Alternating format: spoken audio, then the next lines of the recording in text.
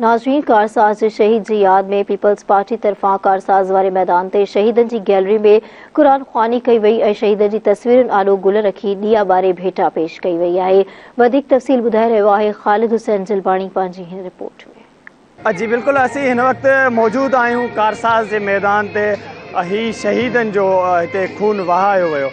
18 अक्टूबर हुई हिते शहीद पाकिस्तान पीपल्स पार्टी जे कारकुननि खे शहीद किया वियो हुयो। 18 अक्टूबर ते दहशतगर्द पंहिंजे नापाक इरादनि सां हिते पहुता हुआ। मासूम जेके इंसान हुआ उन्हनि जो हिते रतु वहायो वियो। ही उहा जॻह आहे। ही आर्ट गैलरी क़ाइमु कई वई। हिते शहीदनि जो जेको आहे खून वहायो वियो। बेगुनाह जेके माण्हू शहीद किया हुआ पाकिस्तान पीपल्स पार्टी जा सभई कारकुन शहीद थिया हुआ। उन सां गॾोगॾु सिक्योरिटी जा एहलकार हुआ, पुलिस एहलकार बि शामिल हुआ। उन में पाकिस्तान पीपल्स पार्टी जी लीडर जेका आहे मोहतरमा बेनज़ीर भुट्टो हिते पहुती हुई।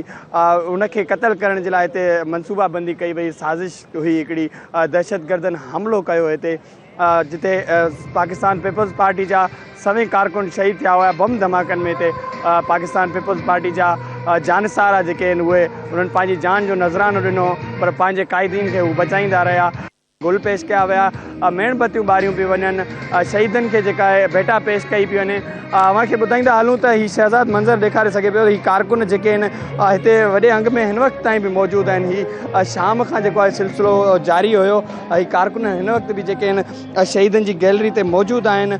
शहीदनि जी यादि खे जेको आहे हू ताज़ा कनि पिया। पाकिस्तान पीपल्स पार्टी हर साल जेको आहे शहीदनि खे यादि कंदी। हीउ कारसाज़ जे मैदान ते जेका आहे आर्ट गैलरी जेका लॻाई हुई जिते शहीदनि जो खून वहायो वियो।